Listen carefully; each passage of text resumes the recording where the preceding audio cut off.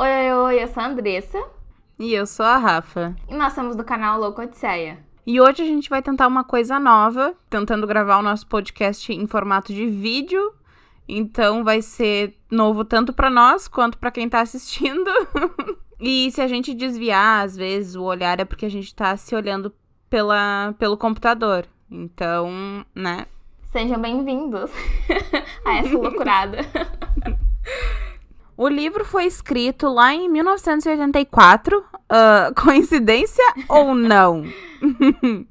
Porém, foi lançado em 1985.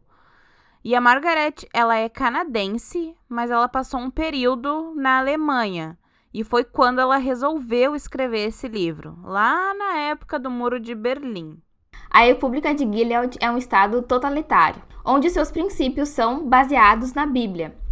A Offred é uma serva e ela tem uma função bem clara: procriar. Lemos que o mundo agora se encontra em um tempo onde a guerra trouxe consequências cruéis e que a única saída para isso é a vida. Offred, assim como diversas mulheres, tiveram que esquecer seu passado e se concentrar agora em ser prioridade para o governo. A gente aterriza no livro com a Offred contando ali bem mais ou menos pra gente como que é essa situação. E ela começa falando que ela já é uma serva desse novo governo, né? E que até os pensamentos devem ser racionados e que pensar demais pode prejudicar. As aias, então, são caracterizadas por suas roupas de cores vermelhas e toucas brancas. Claro, roupas que cobrissem o corpo todo. Essas toucas tinham um papel fundamental, né? Ninguém conseguia olhar para os seus rostos. E é meio que um trocadilho, né? Porque a privacidade meio que era uma palavra esquecida, né? Afinal, os seus quartos nunca eram trancados. Não tem muita lógica, né? Essas toucas aí que cobriam os rostos inteiros, mas Não tipo, tem os muita quartos... lógica. Eles na verdade, precisavam ter a privacidade, mas elas não tinham privacidade. Tipo, era só pra se privar mesmo dos homens, na real. Elas não podiam ter canetas, elas não podiam ter papel, nem muito menos algum tipo de faca ou qualquer material cortante, porque isso podia servir como um tipo de arma para elas cometerem suicídio. E as residências que as aias trabalhavam era de gente rica, gente com poder. Outra coisa que a gente acaba descobrindo também através pelo olhar da Offred era que essas casas tinham empregadas, que eram chamadas de martas. Elas usavam um traje meio que cirúrgico, num tom verde, e eu acho que aqui já vale a pena ressaltar que cada núcleo tinha o seu lugar bem definido.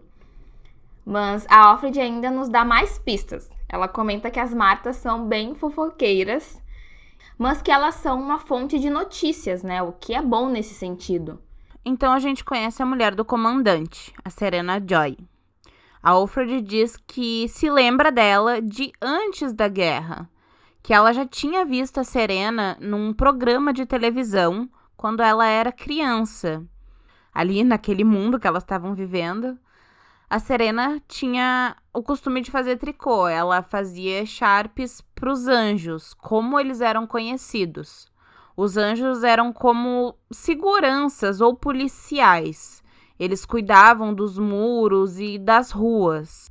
Então, como já era de se imaginar depois desse pequeno resumo que a gente deu ali, a Serena fala para a Offred que, na realidade, ela era considerada como uma transação comercial e que as regras eram bem rígidas. Aquilo que a gente já pode imaginar, né? Se tu fugir, tu vai ser morta. Mais ou menos isso. Antes, então, da Offred acabar saindo para fazer compras, a gente vê que tem uma distância bem considerável, né? Da casa até o portão. Então, a gente começa a presumir que realmente é uma mansão. Sim. Que ela tá vivendo. E que, além da esposa do comandante, das Martas e das aias que moravam ali na casa, tinha um rapaz chamado Nick, né? Também tinha um comandante, tá, gente? Muito importante. Que era uma espécie de chofer particular. Digamos assim. É um negócio assim, é tão absurdo que nem cumprimentar outros homens as aias podiam. Depois disso, a Offred sai para comprar a tal da carne, junto com outra aia, a Ofglen. E é importante falar que o cumprimento padrão delas era bendito seja o fruto. E no trajeto que elas fazem, existem várias barreiras de controle.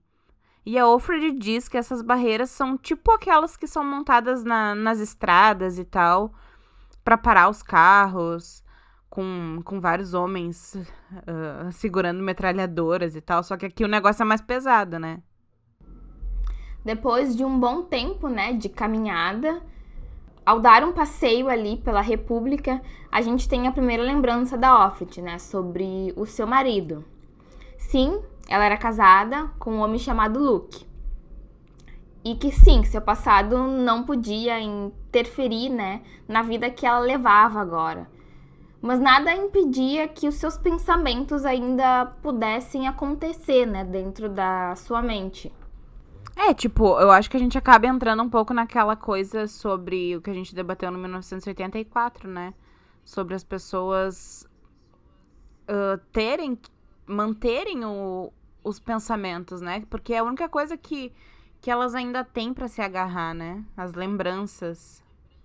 Aqui é muito parecido, né? Tipo aquele pensamento crime, né? Sim, é bem parecido. Por mais que ali a situação da Offred não fique tão explícita, que, tipo, tem alguém que esteja ouvindo os pensamentos dela, mas fica muito bem, né? Aquela questão, né, de 1984. Sim, é bem difícil, assim, a gente pegar esse livro e não comparar, mas, tipo, sabe, isso me lembrou, ou me remeteu ao 1974, ou vice-versa, né, depende da ordem que tu leu aí, mas eu acho bem difícil tu não te recordar. Tá, mas vamos retomar. E aí, logo depois disso, dessa caminhada, né, elas são paradas por turistas japoneses que querem tirar uma foto. E daí um intérprete meio que se aproxima delas e tal, e pede pra Offred tirar essa foto. Mas ela não aceita, porque isso seria contra as regras. Então penso, eu costumava me vestir assim, isso era liberdade. Ocidentalizada é como eles costumam chamar isso. E aí o intérprete pergunta pra elas se elas são felizes vivendo dessa forma. E ela responde que sim, são felizes. Que outra coisa ela poderia dizer? Isso é ela que fala no livro, não sou eu que tô falando. É ela que fala.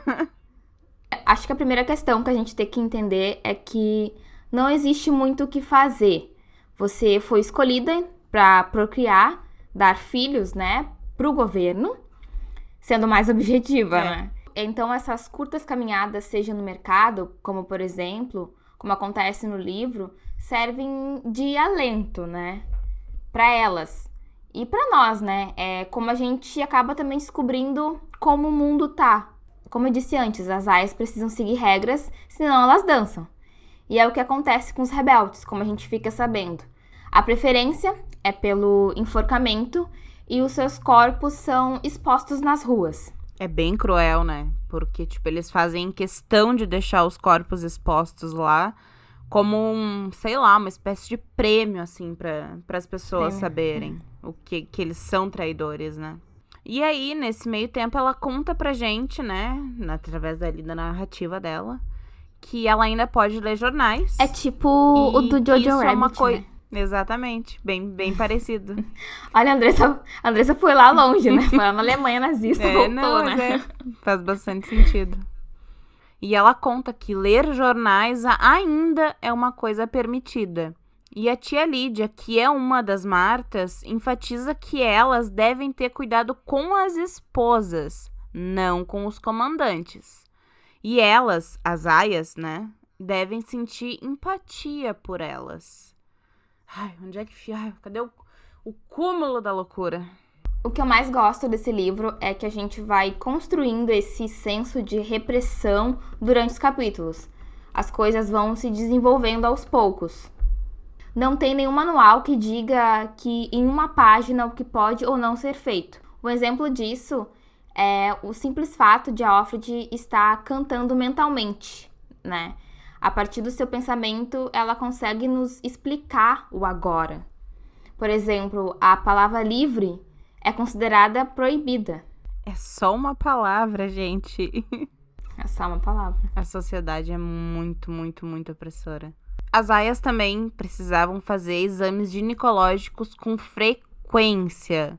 Tipo, era uma coisa certa, assim, pra saber se tava tudo bem, né? Se elas iam ter condições de gerar filhos, porque, afinal de contas, esse era o propósito.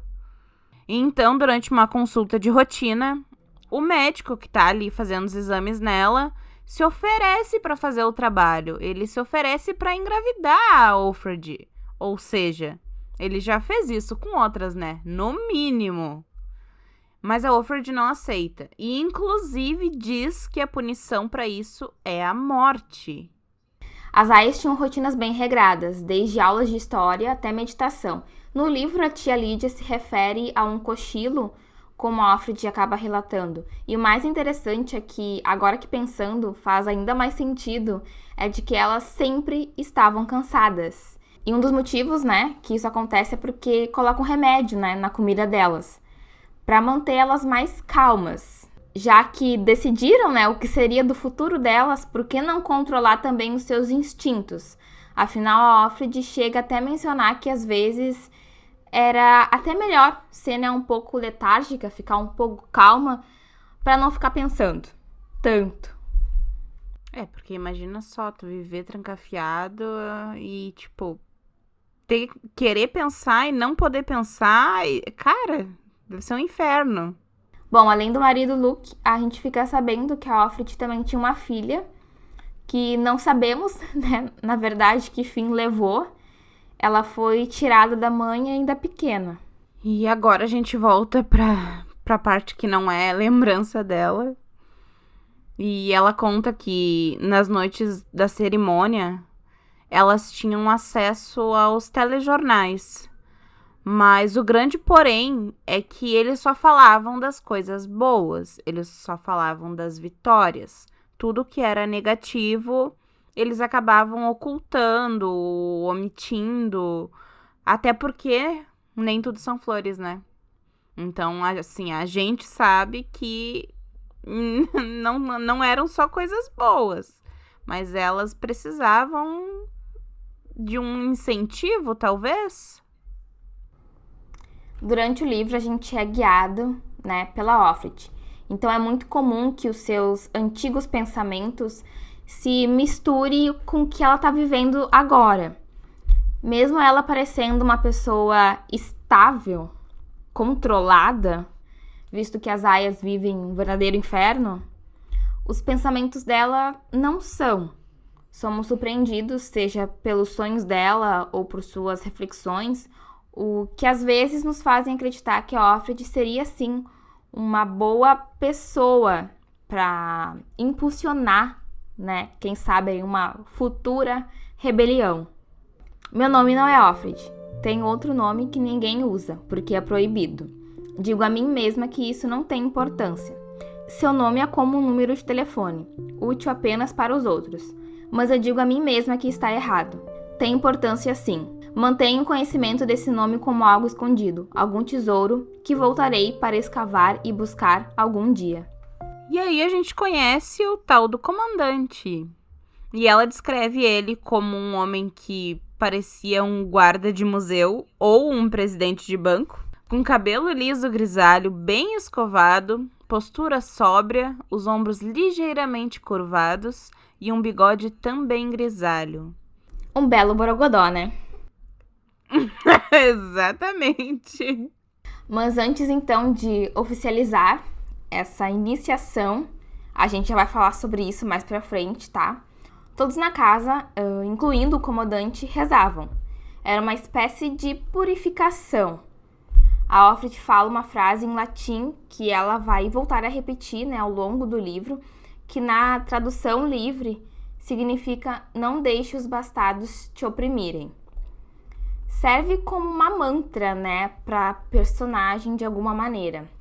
Bom, a iniciação, nada mais, nada menos, né, que seria uma cerimônia, que quer dizer sexo, né? Que significa procriar. Vou ser mais simples o que eu conseguir, né? Serena Joy, então, segura a mão da Offred e de costas o comandante faz o ato. Sim, a esposa participa de todo o processo até o final. Cara, é sinistro! Sim. Claro que é humilhante, né? A gente sabe que a personagem sente isso, né? Tanto a esposa quanto a Offred, né? Mas o dever é com a República, né? Qualquer sentimento é, muito pequeno, né? Tem que dar filho pro governo, então, whatever, teus sentimentos. Quando eu me peguei lendo essa parte, eu tive que repetir, sabia? Eu tive que voltar. Nossa. Porque eu não acreditei que eu tava lendo aquilo ali. Que, do nada a gente é jogado naquela cena e, meu Deus do céu, cara. Pensei, meu Deus, o que é isso? É muita humilhação. Pois é, um legal desse livro... Legal. Que a gente é jogados nas cenas, né? Somos jogados ali, a gente tem que absorver na hora, né? O que tá acontecendo. Exatamente. É tudo muito... Quando chega, é tudo muito cru, né? É agora. Sim, muito E essa cru. é uma delas, né? Mas uma curiosidade é que a Offred usava manteiga como creme facial, já que nem isso era disponibilizado para elas, porque era considerado vaidade. E ela vivia constantemente querendo roubar uma faca da cozinha. É bem interessante falar sobre isso, porque ela fala isso, né? Ela ressalta isso em vários momentos do livro, que tudo que ela queria era uma faca ou uma tesoura, qualquer coisa. E aí, durante uma noite no quarto dela, o Nick tava lá, deu um cagaço nela, ele tava lá escondido. E ele disse pra ela que o comandante quer ver ela no escritório no dia seguinte, no escritório dele. Só que ele quer ver ela sozinha. E ela sabe que ela não pode fazer isso. É claro que a Offred ainda mantém a esperança de que o seu marido, o Luke, esteja vivo, né? E que algumas vezes até... E ela acredita também que ele tenha se juntado, né, a algum grupo de resistência. É uma boa hipótese, né? Já que a família foi separada. E ainda é melhor... Porque até meio que faz sentido, né? Porque imagina, o mundo tá de cabeça pra baixo, então alguém deve estar muito puto com essa situação. Sabe que quando a gente vai gravando podcast, a gente vai tendo umas ideias, assim, umas coisas que surgem do nada, assim. E umas opiniões, sabe? E tu falando isso agora me remeteu um pouco a 1984. Sobre, aqui parece que é muito mais palpável a ideia de existir uma resistência. Porque, eu não sei se tu concorda comigo, mas em 1984 a gente não vê muito espaço para essa resistência. Aqui parece que já tem um espaço maior para essa ideia crescer. É que em 1984 parece que as coisas não tem possibilidade de um mundo exterior, entende? Eu acho que a leitura passa muito isso. Aqui não, aqui parece que as coisas são mais abertas. E em 1984, a gente não sabe o que aconteceu. A gente não tem resposta A gente não tem resposta de um mundo. A gente não tem pensamentos deles antigamente, né? Dos próprios personagens, porque eles não se lembram. Aqui não, aqui a gente tem uma certa esperança porque a gente vê os pensamentos da Offred, da vida dela anterior. Sim. Então, parece aqui que é mais palpável porque a gente sabe o que aconteceu. Em 1984, a gente não sabe quando que foi instaurado aquele regime, né? Sim. Talvez sempre, sei lá, mas fosse assim. E outra coisa, assim, que eu percebo, talvez, não sei se tu concorda comigo ou não, mas lendo, assim, parece que existe um... Eu sei que não tem nada a ver, eu posso ser muito julgada por isso que eu vou falar, mas parece que são dois livros que se complementam. Por quê? Porque em 1984 a gente tem a parte que mostra o governo, né? A sujeira do governo. E aqui a gente tem o lado contrário, o lado oposto. A gente tem o lado da população, o lado das pessoas que ficaram para trás. Sim. O governo não O foco central. Não é o foco, não tá tão aparente quanto no 1984. Então, uma aia acaba entrando em trabalho de parto. O nome dela é Off Warren. E esse momento, para elas, o momento do parto, é muito especial. Porque é o nascimento de uma nova vida. É para isso que elas estão ali, né? É isso que elas querem. Na realidade, é o que fazem elas quererem, né? Porque... Exatamente. Não é o que elas querem, lavagem, é o que implantam né? na mente delas. Cerebral bem boa. Uhum. E aí elas se organizam e seguem pro local aonde a outra aia tá. Aonde a outra aia tá em trabalho de parto, né? As aias já tinham visto filmes que mostravam um parto. E as mulheres eram medicadas para não sentir dor. Mas ali, na realidade delas, que isso fique bem claro, né? Na realidade delas, naquele mundo ali, isso era uma ofensa. Então, as mulheres deveriam dar à luz sem nenhum tipo de anestesia ou analgésico ou nada pra dor. Tinha que sentir ali na alma. Como era antigamente, né? Se tu for parar pra pensar, porque, né? No século, sei lá, no século XVIII... Sim, não tinha. Agora, eu me lembrei de Outlander agora, assim, tipo, de sopetão. Mas em Outlander, tu não tinha... Claire, né? A Claire inventava. Tipo... Só pra deixar claro, o parto era em outra casa, né? Era na casa de outro comandante. Mas todas as aias participavam. Elas eram levadas até lá e pra acompanhar, né, esse momento. E a Offred conta pra nós um pouco sobre a mãe dela. E de uma forma bem resumida mesmo, elas tinham um relacionamento um tanto conturbado. Mas as coisas eram razoáveis. Ela fala que queria a vida antiga dela, tudo como era, mas que, na verdade, ela não vê objetivo nisso. Então, assim, a gente vê que tem uma briga mental ali, porque ela quer, mas ela não quer. Lá no meio do vucu-vucu, a Offred acabou vindo a Offglen, sua companheira de caminhada, e deu um jeitinho de perguntar sobre a Moira. A Moira era uma companheira de quarto dela e estava sumida já há alguns dias. E a Moira também era uma amiga dela de antes da guerra, né? Mas ela perguntou, mas não teve resposta, né? Bom, depois que o bebê nasceu, era hora, claro, né, de escolher o nome dele. E a gente fica sabendo, então, que o nome é escolhido em conjunto. Quem escolhe são as esposas. Alguma surpresa? Na realidade, não, né? Já era de se esperar. Sendo que as mulheres aqui são consideradas como carnes comuns. E depois disso, a Off-Warren tem permissão para amamentar o bebê durante os próximos meses. Mas depois disso, ela vai ser transferida para fazer todo o processo de novo. Então, assim, ela não pode ter uma relação de amor com o filho que ela acabou de colocar no mundo. Ela só vai poder amamentar porque isso faz bem pro bebê, não pra ela. Finalmente, então, a gente fica sabendo o que aconteceu com a Moira, né?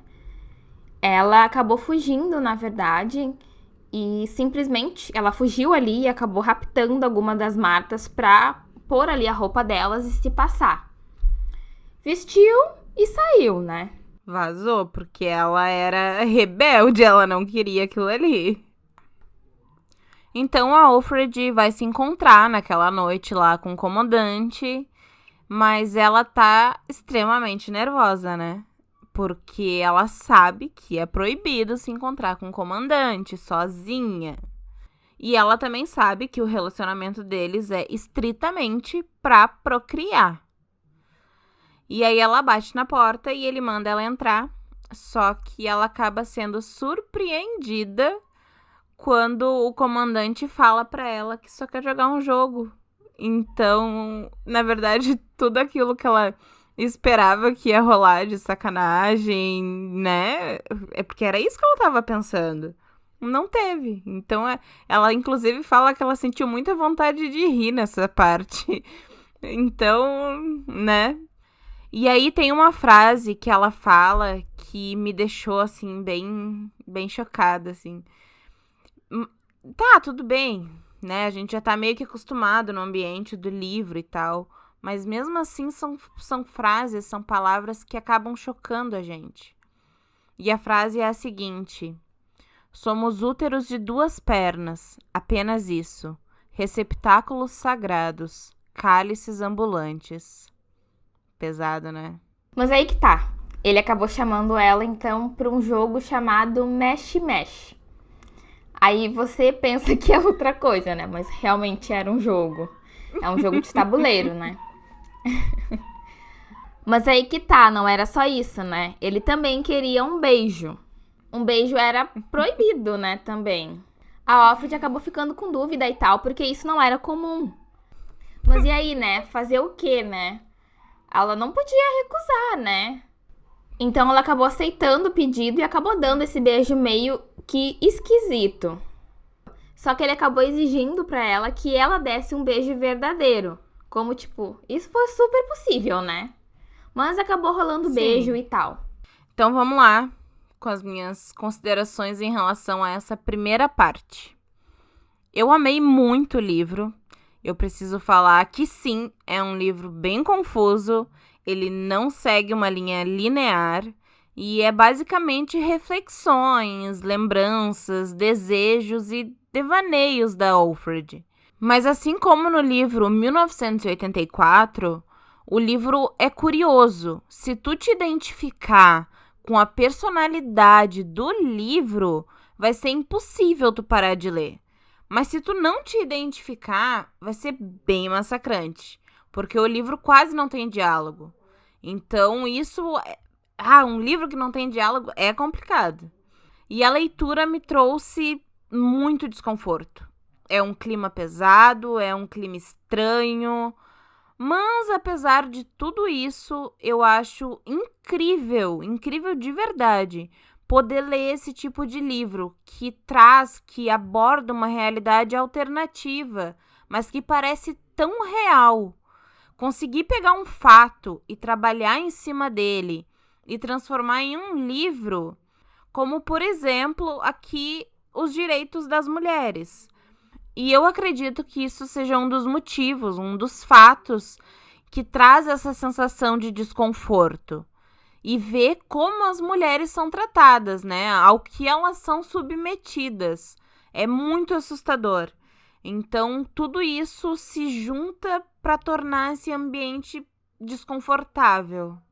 Pois é, falando em 1984 de novo, que inclusive a gente tem 3 episódios dedicados aqui no Bookseia sobre esse livro, por favor, escutem. Pra mim parecia que eu tava lendo esse livro de novo, só que, claro, personagens diferentes, com uma outra visão do que tá acontecendo. Preciso falar que, mais uma vez, como eu falei antes, né, que eu gostei que o livro vai nos mostrando aos poucos essa república.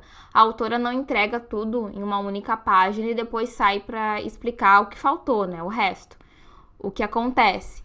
Tudo vai sendo descoberto aos poucos e meio que te mantém preso na história. Mas eu ainda estou meio que em cima do muro. Eu já estava pensando que logo de cara já teria alguém muito puto com essa situação que estava acontecendo. Ia, tipo, tacar fogo no parquinho. Logo assim de cara. Mas não foi isso. Pelo menos não agora. Não nesse momento.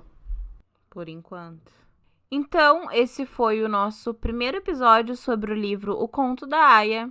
A gente agradece por vocês terem escutado até aqui. E espero que vocês tenham gostado. E se vocês têm alguma sugestão, crítica ou comentário, mandem e-mail para loucaodisseia@gmail.com com o assunto Bookseia. E não se esqueçam de seguir a gente nas redes sociais, no Twitter, no Instagram, no Facebook, @loucaodisseia, e de se inscrever no nosso canal do YouTube, que a gente quer crescer. Bem sincera, né? Muito comovente. Claro. Então, muito obrigada pela sua companhia e até a próxima. Tchau. Beijo.